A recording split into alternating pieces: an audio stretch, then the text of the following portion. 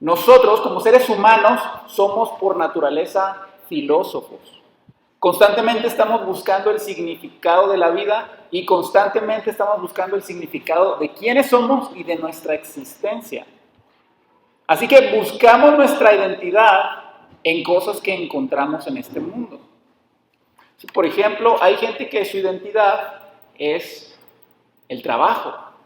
Y entonces ellos viven toda su vida desde jóvenes en estudiar para alcanzar un nivel de éxito, y en su vida profesional es la esencia de quiénes son ellos.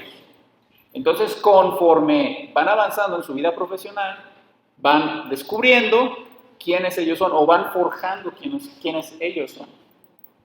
Algunas personas buscan su identidad en sus hijos, en su esposo, en su esposa, en su familia, en la casa que tienen, en los coches que compran, en los logros que han obtenido, etcétera, etcétera. Hermanos, todos los seres humanos buscamos definir quiénes somos. Nadie está exento de eso. Y sabes, Mark estaba explicando cómo la Biblia nos enseña que o Dios define quién eres, o tú vas a buscar algo en el mundo que defina quién eres tú. Y sabes que eso es un gran problema. Porque la mayoría de las personas buscamos algo en este mundo para definir quiénes somos. Y entonces por eso vemos que hay mamás que idolatran a sus hijos.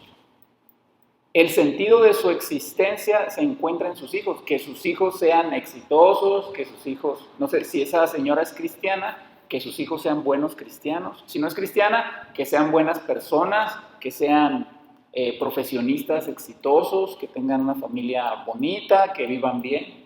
Y entonces esa persona basa el sentido de su existencia en el desarrollo personal o profesional de sus hijos. Podemos ver lo mismo en personas que idolatran el dinero. Lo único que piensan es dinero, dinero, dinero, y algunos son muy ricos, pero algunos son muy pobres. Sin embargo, ambos basan su existencia en el dinero. Yo voy a ser feliz, yo me voy a sentir completo, me voy a sentir realizado si tengo más y más y más dinero.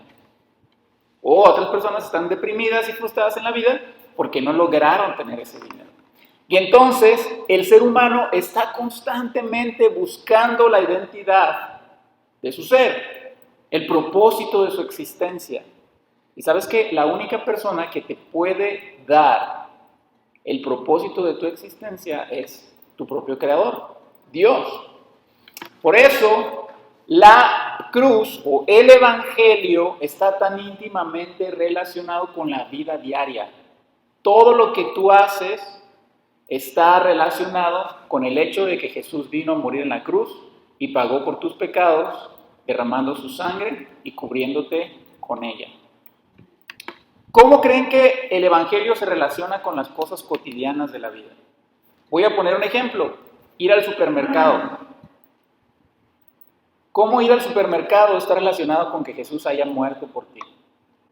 Una persona que va al supermercado, yo creo que todos hemos ido, obviamente vamos a comprar cosas. ¿Cómo el evangelio afecta nuestra manera de ir al supermercado? Que es probablemente lo más típico y normal para un adulto promedio. Las cosas que compras. Un cristiano no comprará lo mismo que una persona que no es cristiana. Ni tampoco la intención con la que va o con la actitud que va el mandado. Por ejemplo, si va un hombre, no va a comprar, si es cristiano y ha encontrado su identidad en Cristo, no va a llegar y va a comprar cervezas, va a comprar las cosas que su familia necesita. No va a ir enojado a comprar los pañales del bebé y decir, me voy a gastar el dinero que me quería gastar en una fiesta por comprarle pañales a mi hijo. Va a comprarlos con gusto, con amor. Va a comprar cosas con una actitud de servicio y de provisión para su familia.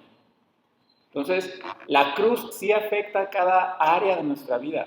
Ahora, ¿por qué afecta a cada área de nuestra vida? Porque la cruz define quién eres tú. ¿Tú eres un pecador salvado limpiado y transformado por Jesús. Eres un pecador hecho libre y ahora le perteneces a Él. Entonces, como ahora le perteneces a Él, Él te dice, voy a hacer de ti el esposo que debes ser. Voy a hacer de ti el padre que debes ser. Voy a hacer de ti el proveedor que debes de ser. Y entonces esa persona ya no hace compras como las hacía antes de conocer a Cristo. La identidad que Dios te ha dado empieza a modificar tu manera de vivir la vida. Y como te dije, esto tiene que ver en todas las áreas de nuestra vida. Imagínate, quizá se va a comenzar a ver más común en estos tiempos. Imagínate una mamá que tiene su identidad, el propósito de su existencia en sus hijos. Y un hijo de ellos, o un hijo de esa mamá, o el único hijo que tiene esa mamá, se vuelve drogadicto o se une al narco. ¿Cómo se va a sentir esa mamá? Fíjate, seguramente esa es una situación que le duele a cualquier mamá. Ninguna mamá que ama a sus hijos desea que sus hijos se vuelvan adictos o sicarios. Pero ¿sabes qué? El hecho de que esa mamá idolatre la maternidad, idolatre a sus hijos y que de ahí extraiga el sentido de su vida, va a ser peor la situación. ¿Sí entiendes por qué, no? Entonces fíjate bien cómo el Evangelio afecta incluso esas circunstancias.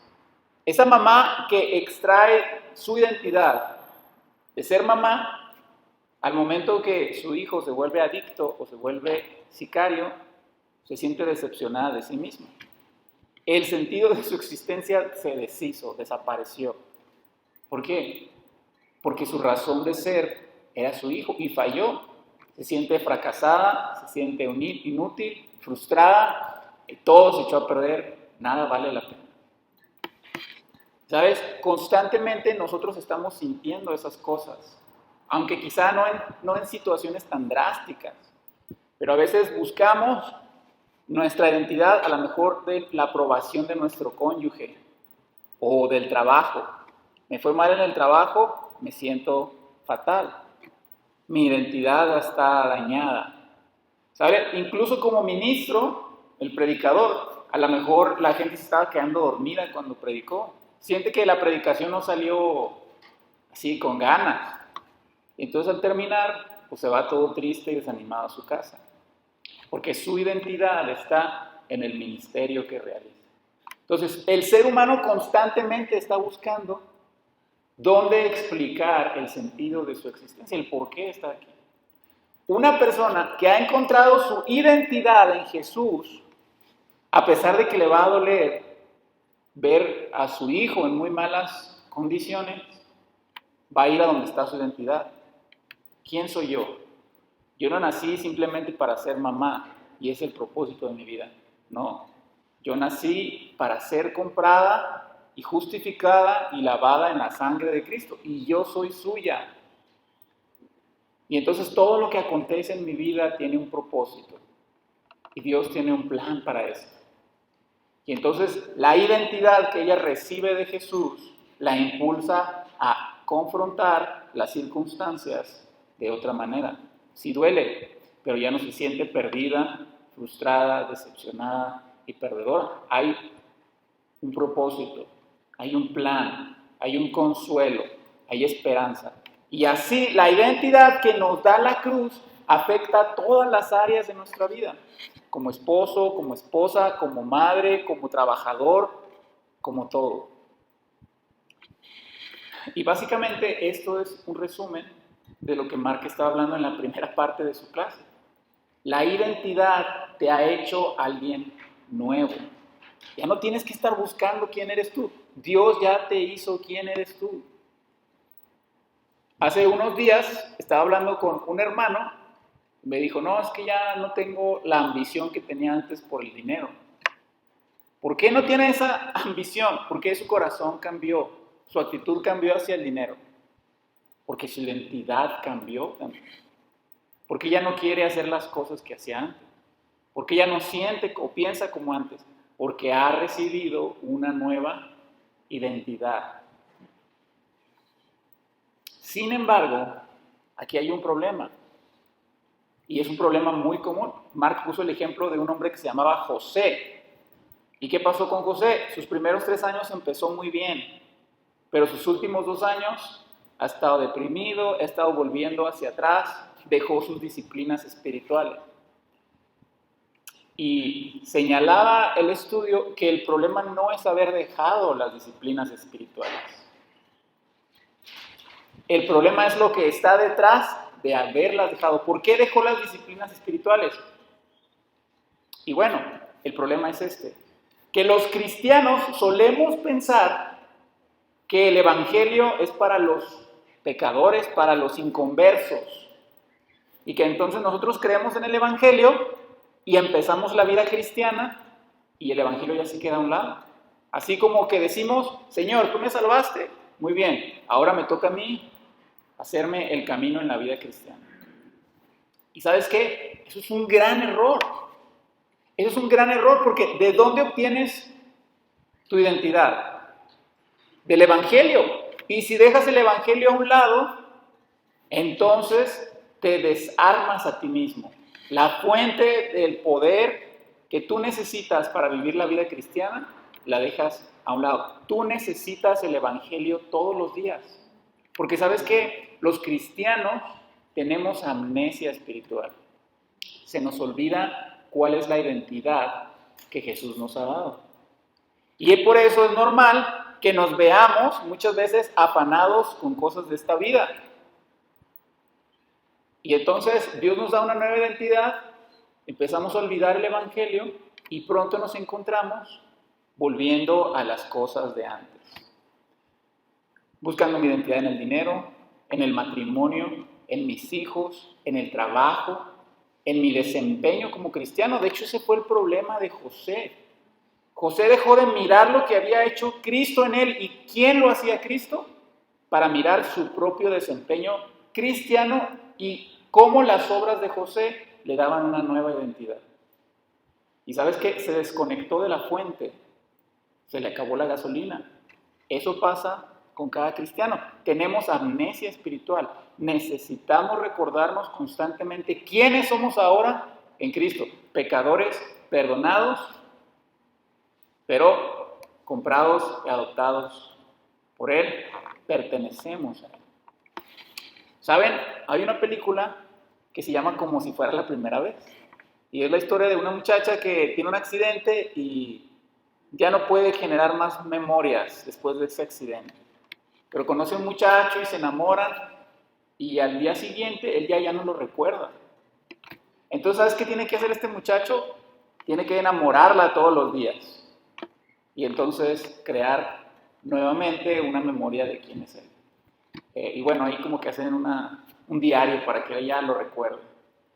Pero esta es la cosa, nosotros tendemos a ser como esa muchacha. Recordamos el evangelio ahorita, lo sabemos, pero a los 3 días llega una circunstancia y se nos olvida el evangelio. Y entonces necesitamos recordar quiénes somos nosotros. Hermanos, en cada circunstancia difícil que tú pases, el evangelio brilla, te da esperanza, te da consuelo y te da el empuje para vivir para el Señor y tener gozo en medio de él, por más oscura que pueda ser esa situación. Pero necesitas constantemente recordar quién eres. ¿Y quién eres? ¿Quién eres?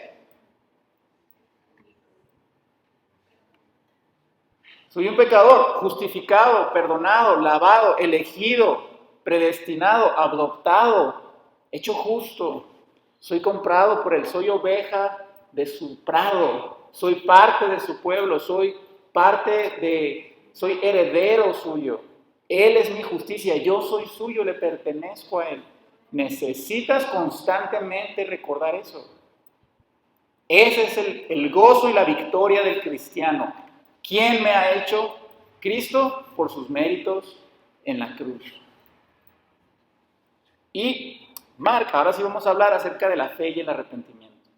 La clase nos dice que la manera en la que tú debes o que tú puedes constantemente recordar quién eres tú, es a través de la fe y el arrepentimiento. Y ya vimos básicamente la fe. Es una batalla constante en decirle a tu propia carne, a tus pensamientos, no. Yo no soy quien las situaciones me dicen que soy. Yo soy quien Cristo me hizo por su sangre. Puede que me corran del trabajo y ¿qué voy a sentir? Que soy un fracasado, que no sirvo para nada. Y Jesús me dice, tú no eres eso. Tú eres muy precioso para mí, yo te compré con tu sangre, tú eres mío. Pecas. Y entonces te sientes fracasado otra vez. Y empiezas a decir, no, yo creo que Dios está muy decepcionado de mí. Ya no debería ir a la iglesia. Voy a traer afrenta a su nombre. Pero el Evangelio no te dice eso. Te dice, no, yo no estoy decepcionado de ti. Yo te amo. Te compré para mí y te voy a transformar a mi imagen. Y así sucesivamente podemos ir teniendo victoria a través de la vida por medio de recordarnos el Evangelio. La fe, eso es la fe. No lo que las situaciones te dicen, sino quien Dios te dice que eres. Ahora vamos a pasar al arrepentimiento. ¿Qué es el arrepentimiento? Un reconocimiento sincero del error que tenemos. Muy bien, esa es como la mitad del arrepentimiento. Y vamos a ir por ahí a Lucas 15, 11, 32. Es fundamental para el arrepentimiento verdadero que reconozcamos nuestro pecado. Pero el arrepentirse no es solo reconocer el pecado, es algo más todavía. Ya lo tienen por ahí, Lucas 15, del 11 al 32. Lo voy a leer, dice así. También dijo, un hombre tenía 2 hijos, y el menor de ellos dijo a su padre, Padre, dame la parte de los bienes que me corresponden. Y le repartió los bienes. No muchos días después, juntándolo todo, el hijo menor se fue lejos a una provincia apartada, y de ahí desperdició sus bienes viviendo perdidamente, y cuando todo lo hubo malgastado, vino una gran hambre en aquella provincia, y comenzó a faltarle. Y se arrimó a uno de los ciudadanos de aquella tierra, el cual le envió a su hacienda para que apacentase cerdos, y deseaba llenar su vientre de las algarrobas que comían los cerdos, pero nadie le daba. Esto es importante, quédate en la mente el 17 y el 18. Y volviendo en sí dijo, ¿cuántos jornaleros hay en la casa de mi padre que tienen abundancia de pan y yo aquí perezco de hambre? Me levantaré, iré a mi padre y le diré, Padre, he pecado contra el cielo y contra ti. Ya no soy digno de ser llamado tu hijo, hazme como a uno de tus jornaleros. Y levantándose vino a su padre y cuando aún estaba lejos, lo vio su padre y fue movido a misericordia. Y corrió y se echó sobre su cuello y le besó. Y el hijo le dijo, Padre, he pecado contra el cielo y contra ti. Ya no soy digno de ser llamado tu hijo. Pero el padre dijo a sus siervos, sacad el mejor vestido y vestidle, poned un anillo en su mano y calzado en sus pies, y traed el becerro gordo y matadlo, y comamos y hagamos fiestas, porque mi hijo era muerto y ha revivido. Se había perdido y es hallado, y comenzaron a regocijarse.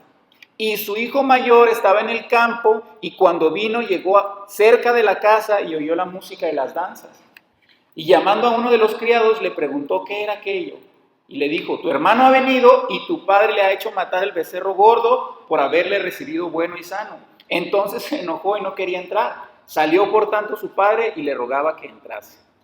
Mas él, respondiendo, dijo al padre, he aquí tantos años te sirvo, no habiéndote desobedecido jamás, y nunca me has dado ni un cabrito para gozarme con mis amigos. Pero cuando vino tu hijo, que ha consumido tus bienes con rameras, has hecho matar para él el becerro gordo. Entonces le dijo, hijo, tú siempre estás conmigo y todas mis cosas son tuyas, mas era necesario hacer fiesta y regocijarnos porque tu hermano era muerto y ha revivido y se había perdido y es hallado. Muy bien, entonces aquí vamos a ver 3 partes de lo que es el arrepentimiento.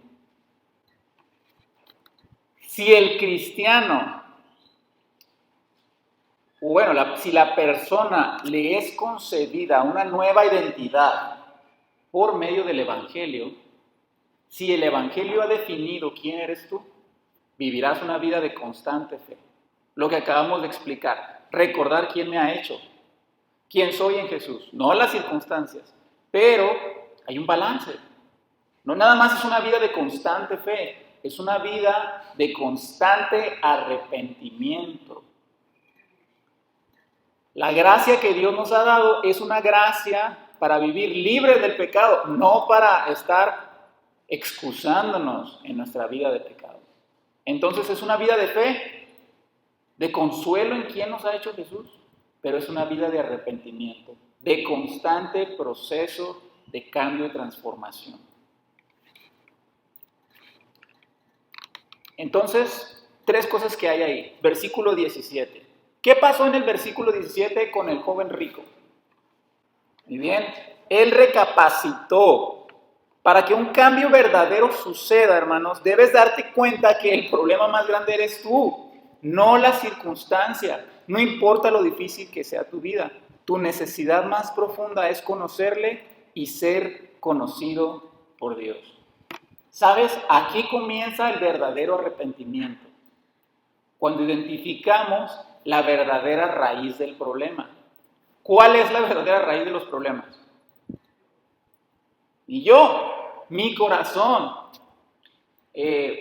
A veces decimos, no, es mi esposa o mi esposo. No, el problema eres tú. No son tus hijos, no es el vecino, no es el trabajo, no es la economía, no es el país. Eres tú. Tu corazón lleno de pecado, con tendencia al mal, es el problema. Cristo vino a librarte de ti mismo. ¿Sabes? Constantemente estamos culpando al diablo por cosas que nuestro corazón solo anhela. Le hacemos el trabajo fácil, o ni siquiera le quitamos el trabajo. Es nuestro propio corazón el que maquina los chismes, las envidias, los pleitos, las discusiones.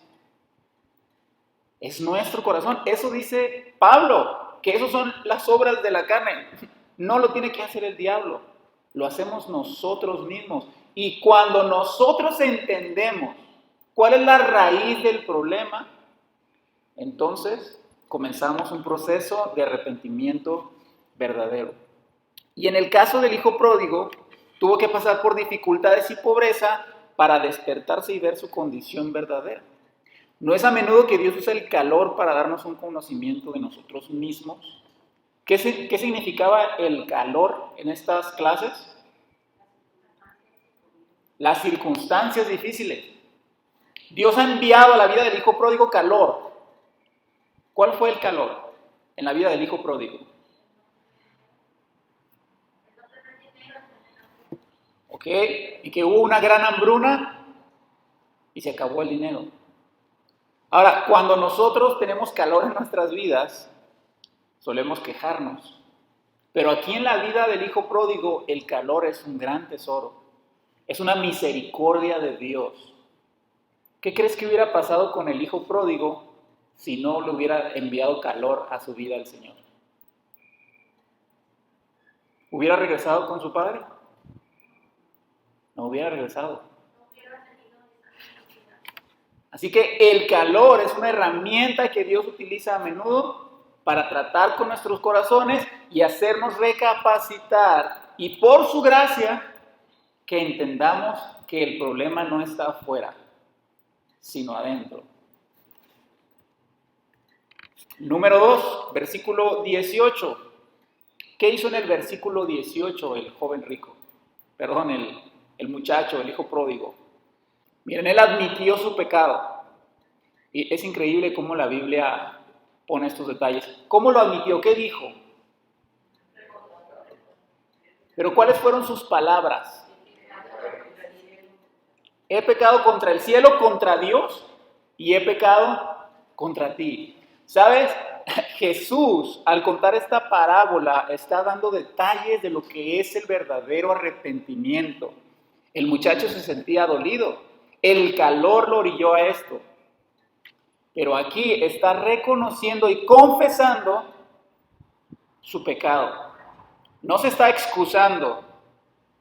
Está diciendo, he pecado contra Dios y contra mi Padre. Hermanos, la llamada a despertar es seguida por la obra profunda del arrepentimiento verdadero.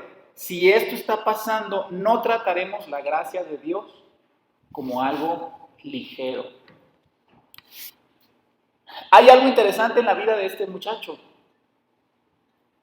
La tristeza que proviene de Dios, ¿qué causa? Arrepentimiento. Y la tristeza que viene del mundo, muerte. ¿Cuál es la diferencia entre la tristeza que proviene de Dios y la que proviene del mundo? Hermanos, el hijo pródigo ve que su pecado es contra el cielo y contra su padre. El hijo pródigo está triste porque entiende que ha pecado contra Dios y contra su papá. Y sabes, la tristeza del mundo es en realidad lamentar el haber sido descubiertos, o porque fallaste a no vivir a un nivel de tus propios estándares o el potencial, y entonces estás sintiendo las consecuencias de tu pecado. ¿Entiendes la diferencia?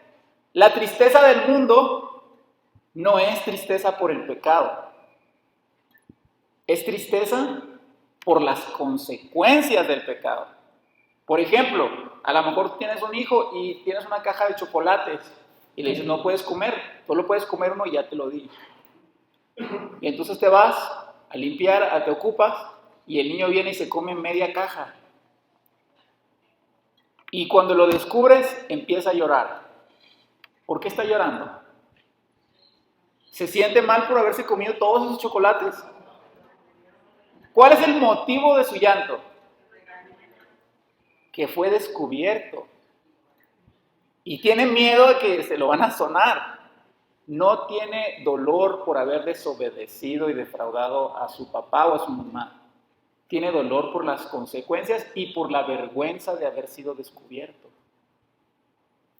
Eso no es arrepentimiento. Y sabes que esa tristeza, según el mundo, es común en el ser humano. La gente llega a un juzgado y se ponen a llorar ahí, pero se ponen a llorar por la vergüenza pública de ser evidenciados, no porque les duela el haber pecado contra Dios y contra su prójimo. Ten cuidado con esto. Al final de cuentas, hermanos, el verdadero arrepentimiento es un fruto de la gracia de Dios. Si Dios no le abre los ojos al hijo pródigo, el hijo pródigo, ¿sabes? Va a estar triste, va a llorar, va a aparentar arrepentimiento, pero no es arrepentimiento. Es un llanto, pero no de dolor por el pecado. Es un llanto de sentir lástima por sí mismo y de decir, ay, cómo sufro, ay, cómo me va mal a mí. Ese podía haber sido el hijo pródigo. Decir, mira, perdí todo, pobrecito de mí, qué miserable es la vida, cómo la odio, cómo es injusta conmigo. Pero por la gracia de Dios, eso no es lo que está pasando con el hijo pródigo. Está diciendo, Señor, he pecado contra ti y contra mi Padre. La tristeza del mundo se concentra en uno mismo, mientras que la tristeza que proviene de Dios se enfoca en cómo Dios fue ofendido y otros fueron lastimados. Hermanos, la tristeza del mundo produce lágrimas de lástima por uno mismo, pero la tristeza que proviene de Dios produce lágrimas de humildad verdadera. Pero ¿sabes cuál es lo más maravilloso que está pasando en la vida del hijo pródigo? El ver el pecado debajo del pecado. ¿Qué quiere decir esto? Ver el pecado debajo del pecado. ¿El chisme es pecado? Cuando alguien es chismoso, dice chismes, anda murmurando, nosotros vemos ese pecado. Pero ¿sabes qué? Hay un pecado debajo de ese pecado. O sea, hay un pecado que lleva a la persona a chismear. ¿Por qué chismean los que chismean? ¿Qué los impulsa a chismear? Amargura, resentimiento, envidia, coraje, soberbia. Esa es fruto de un arrepentimiento verdadero, poder ver el pecado debajo de nuestras acciones pecaminosas. Ver los pecados de tu corazón debajo de tu comportamiento pecaminoso, mentiras idólatras que te llevan a hacer lo que estás haciendo. Recuerda, antes que violas los mandamientos del 4 al 10, violas los mandamientos del 1 al 3, al abandonar el temor a Dios por otra cosa. ¿Por qué dice aquí que antes de violar los mandamientos del 4 al 10, violas del 1 al 3? ¿Cuáles son los primeros 3 mandamientos? Amarás al Señor tu Dios, no te harás imagen, y el último, no tomarás el nombre de Dios en vano. Los primeros 3 mandamientos tienen que ver directamente de mi relación con Dios. Después de ahí, los demás mandamientos son relacionales. No matarás, no codiciarás, no mentirás, no robarás. O sea, mi actitud hacia Dios se ve reflejada en mi actitud hacia los demás. Entonces, ¿por qué una persona chismea? Porque no está contenta con lo que Dios ha hecho en su vida. A lo mejor puede tener resentimiento. ¿Quién es soberano? Al final de cuentas es la fuente de lo que sucede. Tiene envidia, no está de acuerdo cómo Dios distribuye sus bendiciones, etcétera, etcétera. Entonces, al final de cuentas, nuestro pecado hacia los demás es un descontento de nuestro corazón hacia Dios. Hermanos, el arrepentimiento te muestra qué ciego has sido espiritualmente. Ya no haces más excusas o echas la culpa a los otros. Te examinas honestamente a ti mismo. Puedes criticarte a ti mismo sin ponerte a la defensiva o entrar en una depresión. En el estudio que estamos llevando en Gálatas, llegamos a Gálatas 5, donde Pablo empieza a hacer una distinción, un contraste entre la vida en el espíritu y las obras de la carne. ¿Sabes? Y la justificación por las obras es una obra de la carne. Nuestra carne nos incita, nos impulsa a buscar la justificación por las obras. Yo me voy a ir al cielo porque voy a la iglesia, porque ofrendo, porque hago esto, porque hago aquello, porque he dejado estas cosas. Pero ¿sabes qué produce la justificación por las obras? Soberbia, orgullo, altivez. Nos hace sentir que nosotros somos buenos. Así eran los fariseos. ¿Tú crees que a un fariseo se le podía corregir? Que le podía decir, hey, esto es mal. ¿Qué creen? ¿Cómo creen que les iba a ir si trataban de corregir a un fariseo? Porque ahí estaba basada su identidad. Tú no le podías tocar su identidad, eso era lo más para ellos, ser una buena persona. Entonces no eran personas abiertas a la corrección.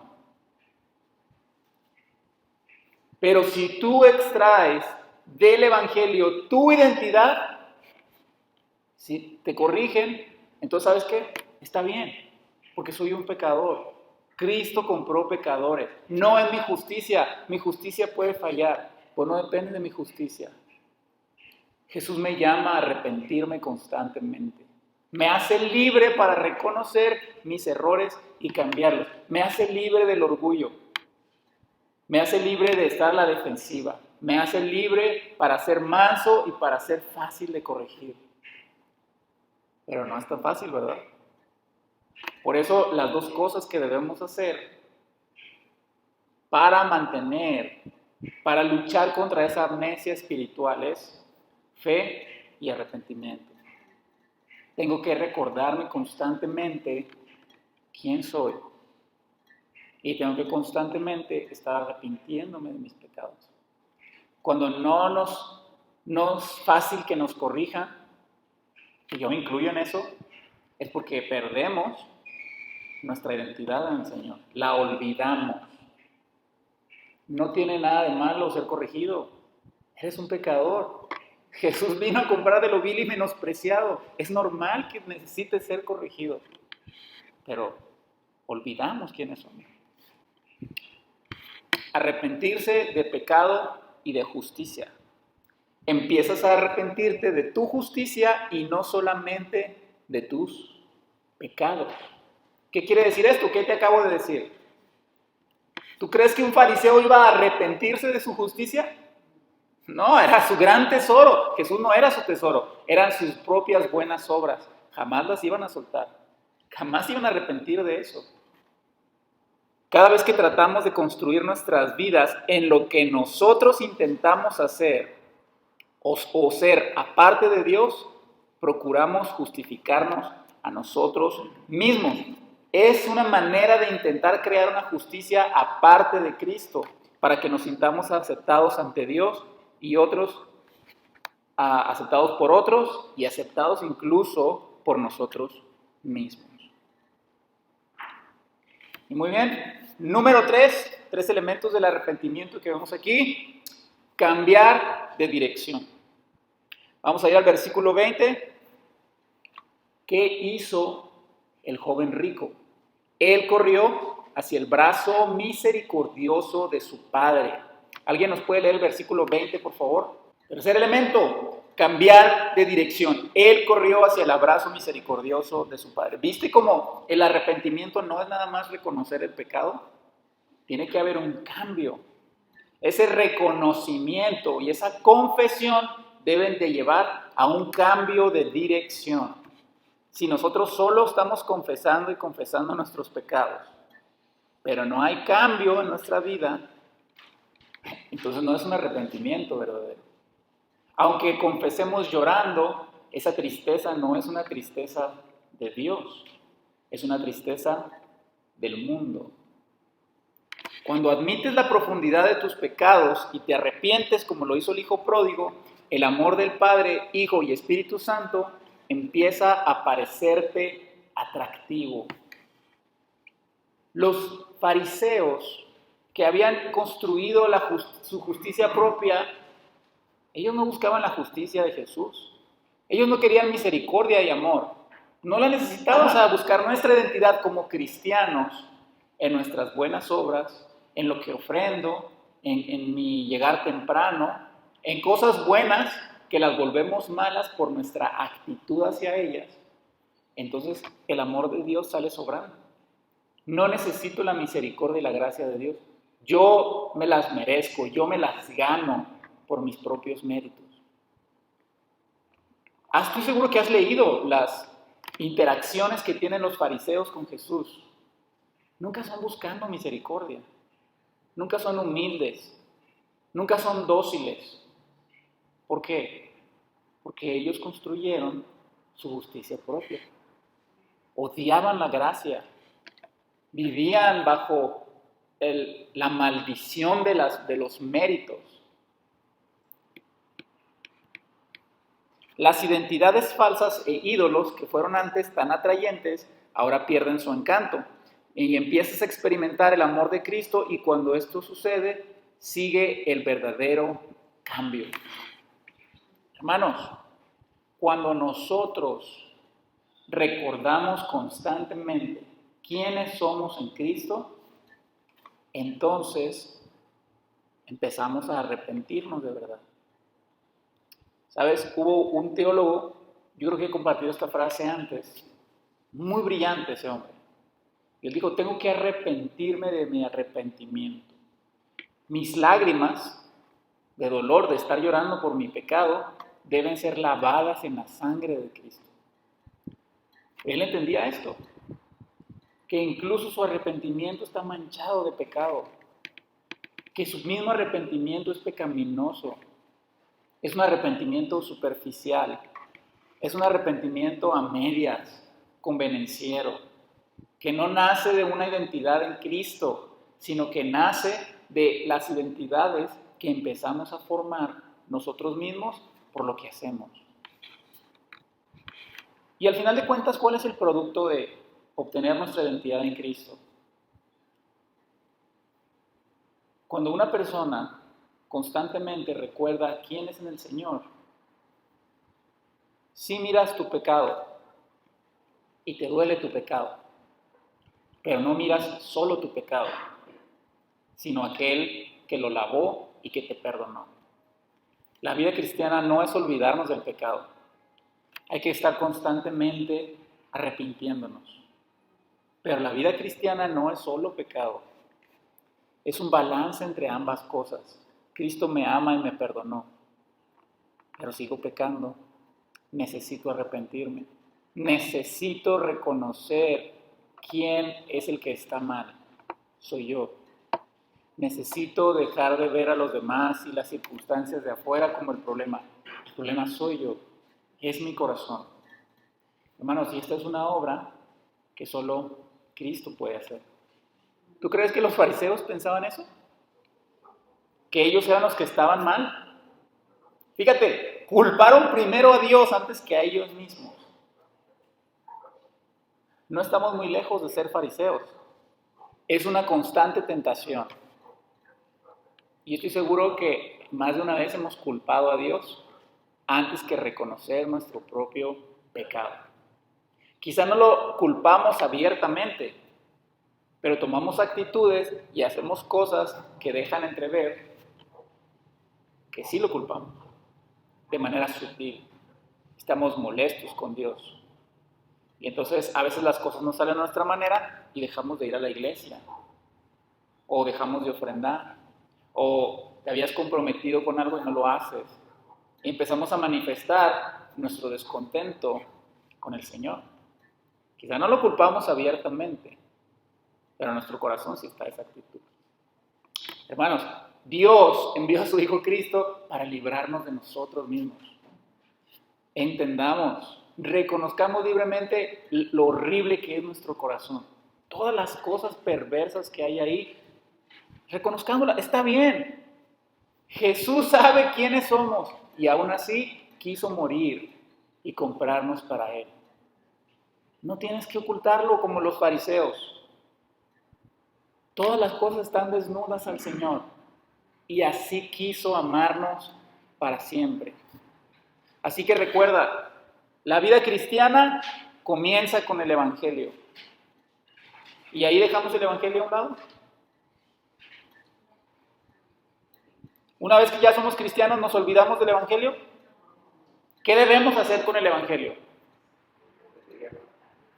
Recordarlo todos los días. El Evangelio es el combustible de la vida cristiana. Tienes que recordar todos los días, Cristo murió por mí. Soy un pecador lavado con su sangre. Necesito arrepentirme. Todo lo que pasa en mi vida pasa a la luz de que Él murió por mí. Tiene un buen sentido, tiene un plan, es el bien para mi vida. Así que lo que sea que estés pasando, en esta semana, en este fin de semana, en este mes, cualquiera que sea el calor que aparece en tu vida, hermano, todo está a la luz de la cruz. Hay esperanza, hay poder, hay consuelo en Él. Me compró, todo tiene un propósito. El problema no está afuera, el problema está en mí.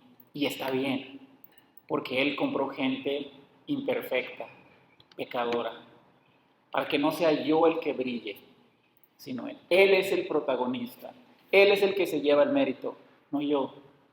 Así que está bien reconocer quién soy realmente. Me ha hecho libre. Oremos para terminar. Dios, te damos gracias por esta lección. Te rogamos que nos concedas, Señor, recordarla constantemente, la maravillosa verdad de la cruz, que nos has comprado con tu sangre, que tú eres nuestro gozo, nuestra esperanza, Señor. Ayúdanos a recordarlo, a vivirlo, Señor, y a disfrutarlo profundamente, por favor, Señor. Te lo rogamos en el nombre de Cristo Jesús. Amén.